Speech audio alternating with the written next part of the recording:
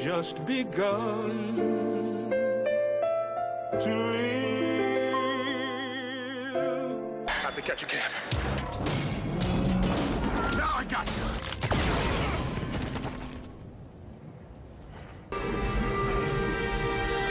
You need the best. That's why you're here. White lace and promises. I hooked my ball in the rough down by the lake. Damned alligator just popped up. Cut me down in my prime. Kiss for luck and we're on our way. That's what I'm waiting to see. Carl Weathers has worked for more than 40 years in both film and television, and his feature films have grossed more than $1 billion in box office revenue. He is most recognized for roles in Rocky, Predator, Happy Gilmore, most recently as an actor and director in The Mandalorian. He's in Chicago this weekend to appear at Fan Expo Chicago.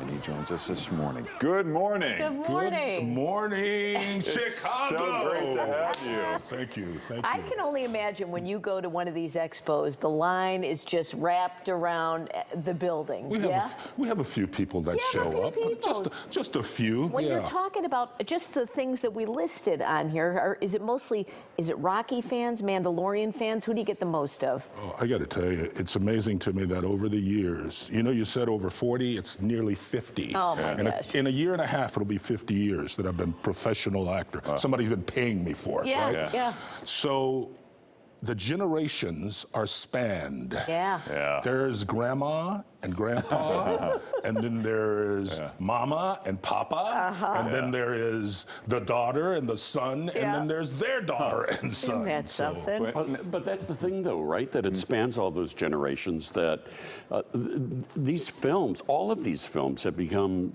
such a legacy films. When you take a look at some of these old clips, what do you think about? I mean, the Rocky films. What did you go in? What was in your mind when you went into this with a guy that had never directed a film, had done very, very little acting, and you're in here now with this, this guy, Sylvester Stallone? Yeah. Well, in all due modesty, Sylvester Stallone wasn't Sylvester Stallone then. Right, that's what I mean. He was a struggling actor, and so was I. So, you look back on it, and I'm one of those people who is saying, next. Not yesterday. Yeah. It just, yesterday's gone. And there is no tomorrow. So I'm looking next, right now. What am I doing? And fortunately, there's a fan base there that continues to support, as you were saying about people showing up at these fan expos and all these kinds of conventions who are fans of these movies. I'm a lucky guy. I'm a fortunate guy, and thank God that it just keeps rolling. Yeah. When I think professional athletes who become actors, it's usually kind of an afterthought. Maybe I'll go do this. But you were serious from the beginning, and I'm much younger than you. But when I was in school, wait a minute. What do you mean you're much younger than me? Much younger. What are the you heck saying? is he the talking athletes about? were not in the theater club, right? No. So where did that come from? Man. I just remember being bitten by the bug when I was in grade school. The first play I did, I was in 5th or 6th grade, one of those pageant plays, of course. And then the next time I did a play, the following year, it was a scripted play that one of my teachers did. And there is nothing like standing on stage as a kid and suddenly hearing, Yeah. But did the athletes give you a hard time about it? Are you kidding me? When I was at San Diego State playing for Don Coryell and had great athletes all around me, Fred Dreyer, Haven Moses, these guys who went on and were great pros. There was one guy, a guy named Lloyd Edwards, who was our fullback, giant dude. He was bigger than I was, and I played linebacker. And Lloyd used to stand on one end of campus, and if he'd see me, go, "Yo, actor! Actor!"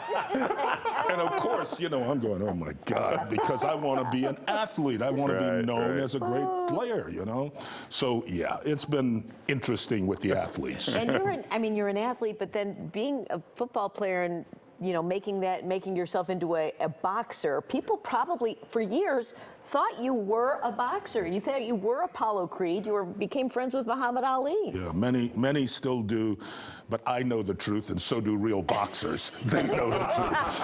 They said, as Apollo said to Rocky, you box good, but I'm a good boxer, okay? And that's what, the professionals would look at me and say, man, you really can move. You look like you can do that. Yeah. And I said, yeah, right. Give me a minute on film and I'm great.